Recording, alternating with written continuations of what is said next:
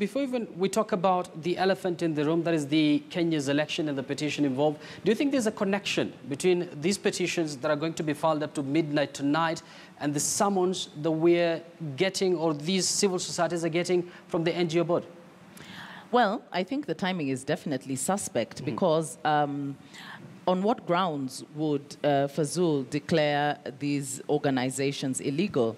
Let's start with Kura Yangu Sauti Yangu. Kura Yangu Sauti Yangu have been in operation since last year, advocating for free, fair, credible elections, carrying out civic education, and has engaged with the government. Remember that the National Conference on Elections was actually a joint initiative between Kura Yangu Sauti Yangu, IEBC, and development partners. And the government was represented by none other than the leader of majority at this conference. So on what basis would they be declaring the Kura Yangu Sauti Yangu now an illegal outfit?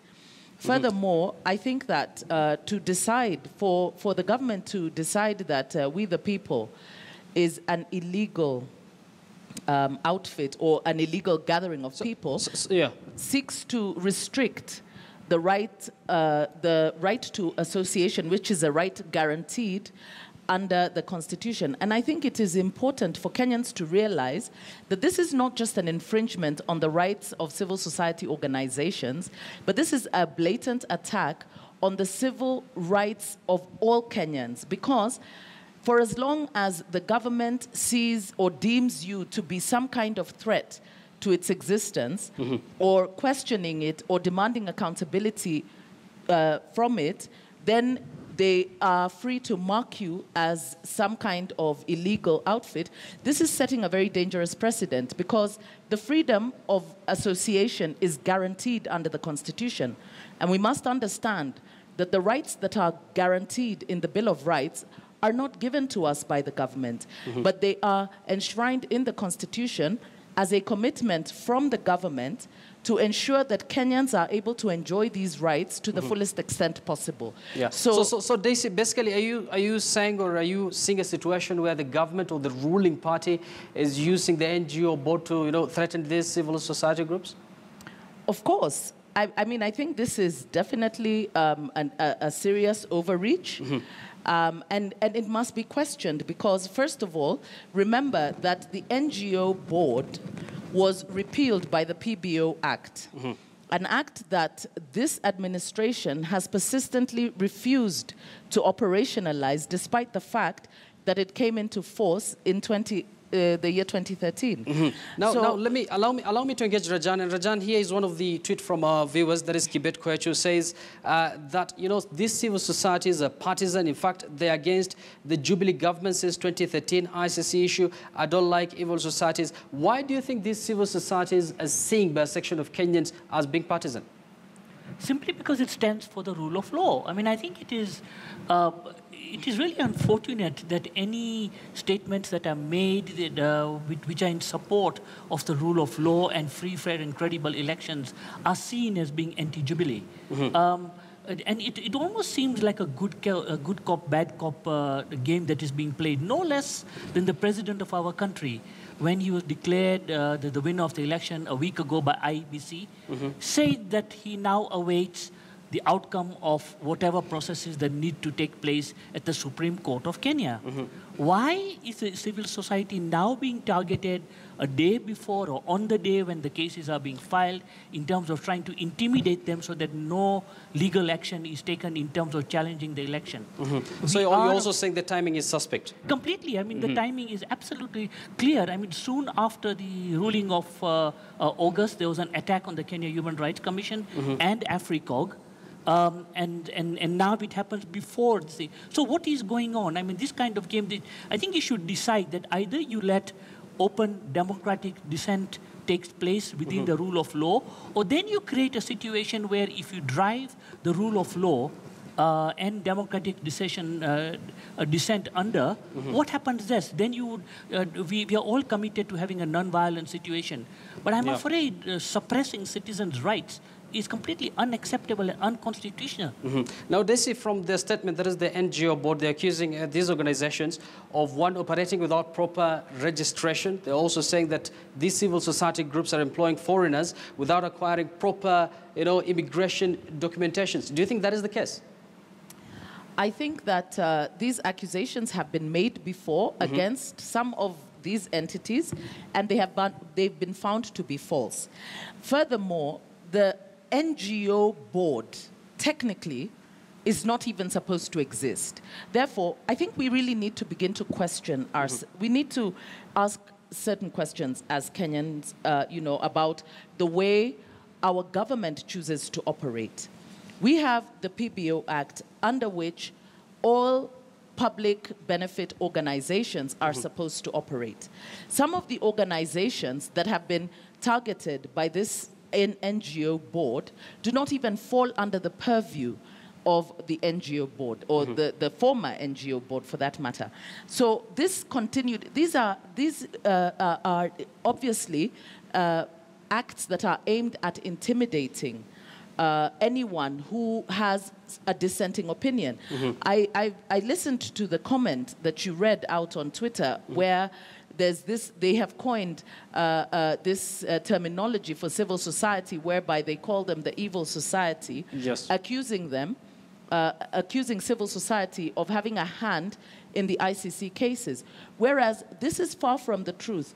We all remember that when Kenya was actually faced with this, during this difficult period, there was an attempt by government to actually put in place a local mechanism to try the suspects of the post-election violence locally. It is parliamentarians who actually coined the phrase, "Don't be vague, let's go to Hague."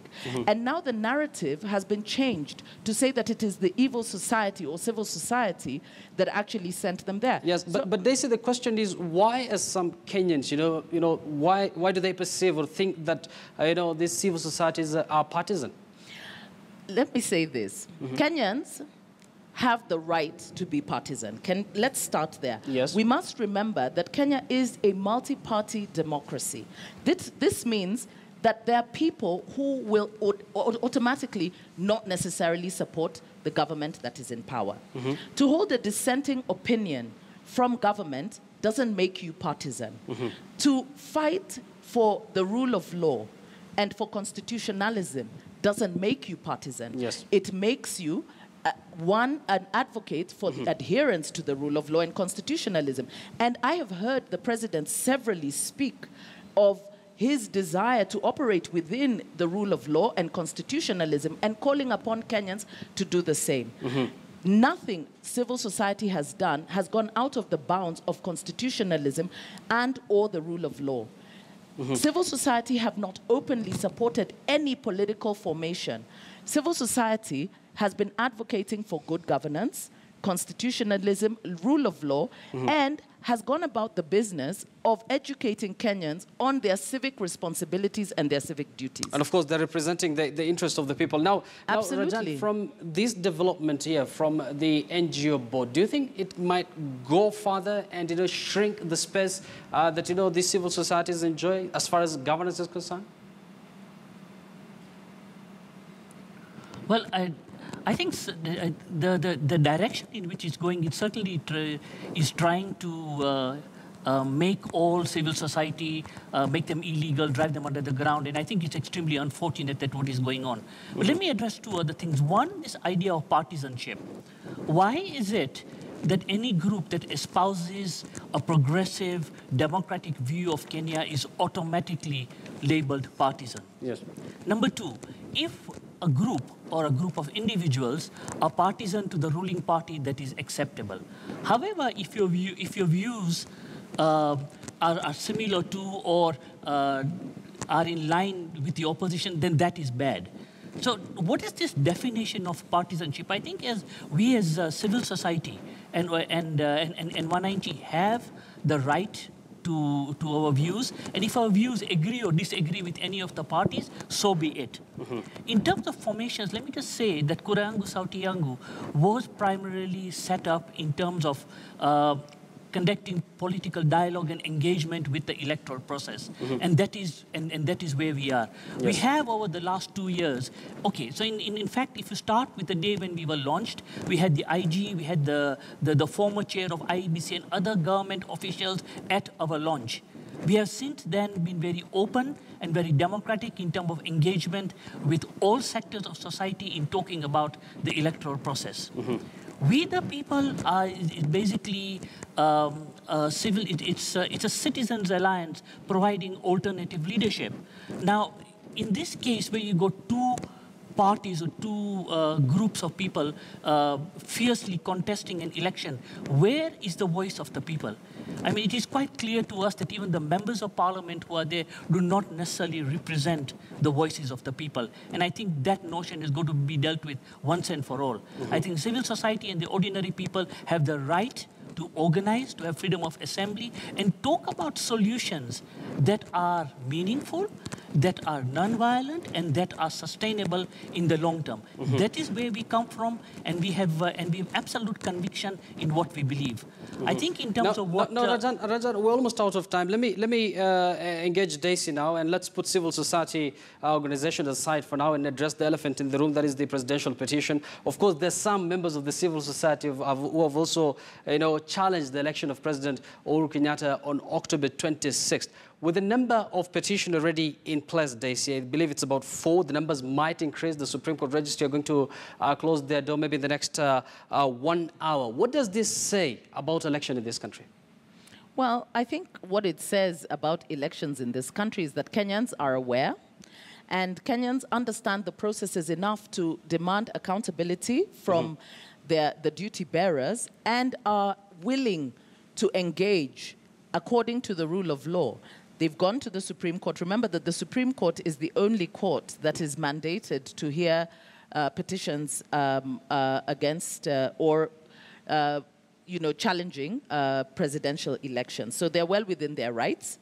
And the vibrancy with which we have seen several cases being lodged today, I think the confidence, it shows a confidence that the Kenyan people and organizations have in the judiciary in being able to be a neutral arbiter in matters that are very, very sensitive.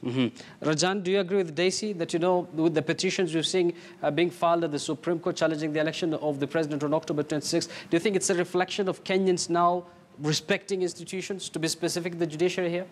Well, yes, I think so. However, I think let me qualify that and say that the remarks made after the last ruling made it extremely uncomfortable and extremely unfortunate that we had the Supreme Court that had a ruling that on the one hand there was a declaration that we accept, and then on the other hand there was a whole attack, I think, on the Supreme Court and by extension anybody who had any links with the Supreme Court, including civil society. There was a case, or there was an attack on an international NGO in which people were actually deported, and it went to case, and I think it's been overruled. There's been open and flagrant attack on civil society, calling people Wakora network and unacceptable terms like that. So I'm hoping that this time Kenyans and the ruling party particularly will take the ruling of the court in the good faith, in the constitutional way in which it's supposed to be taken, and that we can then consolidate one of the pillars of our democracy, and that's the judiciary. Now, they say that those who come from the school of thought, are saying that with all these petitions being filed at the Supreme Court, that, that those who are out there to abuse the court processes and engage the country in some sort of long election process. Well, I think that is not fair. I know that there are those people who've expressed fatigue with the continuous electoral cycle. But I think that it's important for Kenyans to realize that following through on the rule of law is more important than just accepting and moving on. Because there are substantive matters of law that must be adjudicated. There are gray areas. There are questions that need to be answered, and they must be answered in court. Therefore, we cannot just decide that, oh, you know, we're so tired, so let's throw in the towel. We need to learn to get our processes right, because it is more expensive for us to go through processes where people do not follow through on the law and do whatever it is that they feel like, you know, just the end justifying the means, because that is the same, we will carry on the same attitude when we get into the governance structures. Therefore, it is important that institutions such as the Electoral Management Body, political parties and politicians learn to operate within the purview of the law. And if they do not, they must be constantly brought back to it, because the judiciary acts as a safeguard against the excesses of power, where we have individuals who feel that they are not accountable. So the courts then become the place where we must demand accountability and adherence, strict adherence to that rule of law. So people can't get tired for demanding that from our leaders, because the minute we run away or we allow them to run away from accountability, then anything goes. And our Constitution provides for these avenues. It doesn't give a timeline within which petitions must be filed and the electoral cycle continues. The electoral cycle will continue for as long as we're not getting it right. So, Daisy, hypothetically speaking, let's say the Supreme Court makes its ruling, maybe is it on November 26th, and you know, it annuls the President Uhuru Kenyatta's election on October 26th. It means fresh election once again. And is that healthy for Kenya's democracy? Let's begin from there. I think not following through on the rule of law is unhealthy for Kenya's democracy. Therefore, while we shouldn't preempt what the court is going to find, because, you know, the court doesn't rule on the basis of what we feel. It rules on the basis of the evidence that is brought before it. So we'll have to wait and see. We will have to wait and see, but I really must say this, that the reason we have the Constitution and the law so that we follow them, so that they act as the architectural guidance for us as a country. We cannot get tired of following the rule of law simply because institutions have refused to abide by the rule of law and people are tired. This is not the way governance is done. We do it until we get it right. Yes, and let me engage Rajan. Rajan, as you make your final comment, if you look at almost all these petitions, their respondents, almost all of them, in all these petitions is the electoral body, IEBC, and it seems there are serious changes that needs to be undertaken in that commission. Absolutely. I think even if this election is annulled, I think it will be very difficult for us to go into another election with the IBC as presently structured.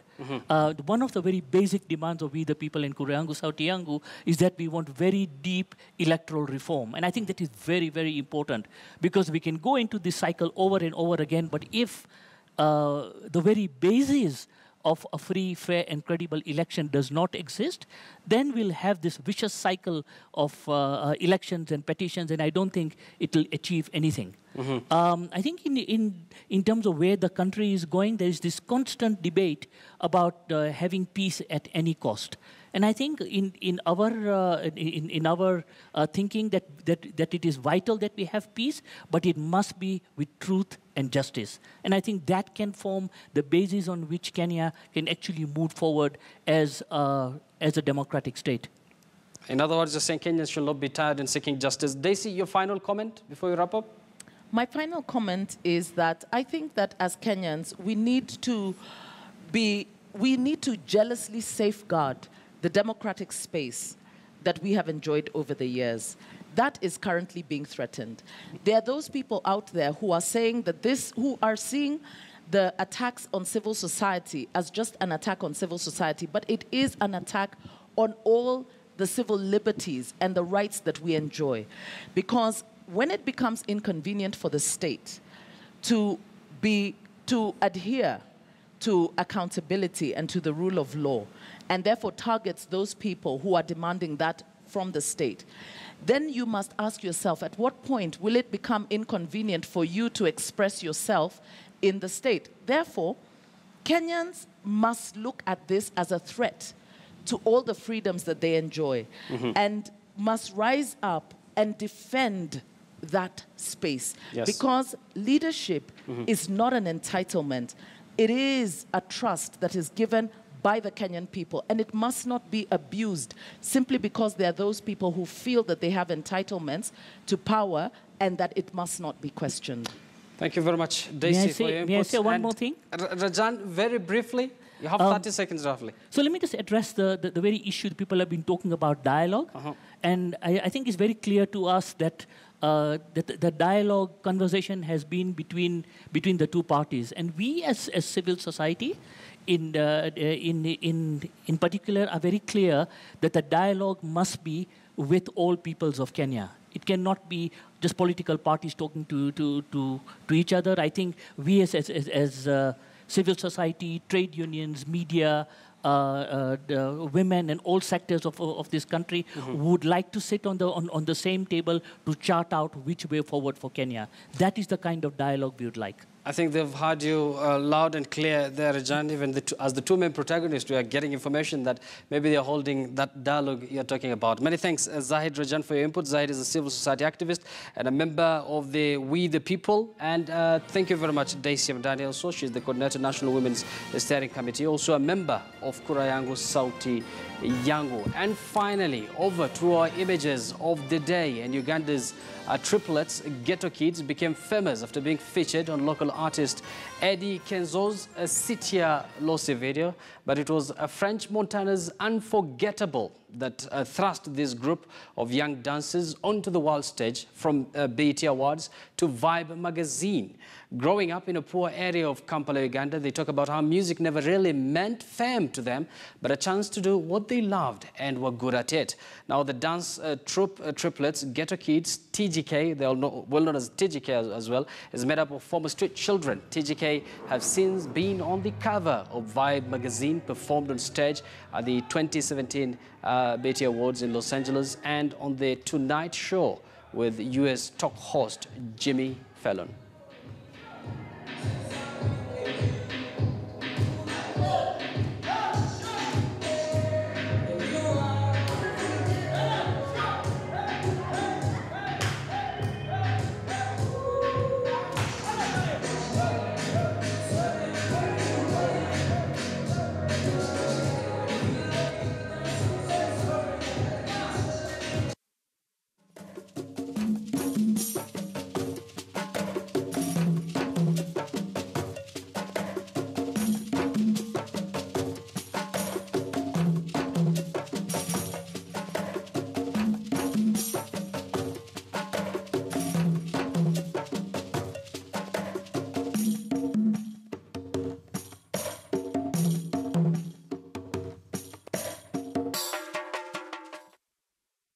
Well, from that proverb from Benin, let me read again our Twitter poll tonight, where we did ask you, do you believe there is a deliberate attempt to curtail civil liberties in Kenya? And 79% of you said yes, and 21% of you said no. At Narv, it says, certainly yes, the government is putting pressure on civil society not to do their job appropriately. And then one more here. At Kusha, it says, the issue of funding from one Mr. Soros is raising eyebrows to these civil societies. Another one from Martin Warrior says, they shouldn't be just only curtailed, but totally deregistered. That is a comment from Martin Warrior there. And one final one. At Charles Mboa says, yes, because they want pure injustice and the voice of the people through this institution. And one final one from Kenyatta Mongare says, yes, the government is trying to suppress and curtail the civil liberties for fear of exposure of the high degree of decay in the system. Many thanks for your feedback on our Twitter poll tonight, and many thanks for watching our program. Of course, this has been Bottom Line Africa. My name is Yusuf Ibrahim. Once again, remember, this program is aired every Monday to Thursday from 10 to 11 p.m. Until tomorrow, same place, same time. Bye-bye, and enjoy the rest of your night.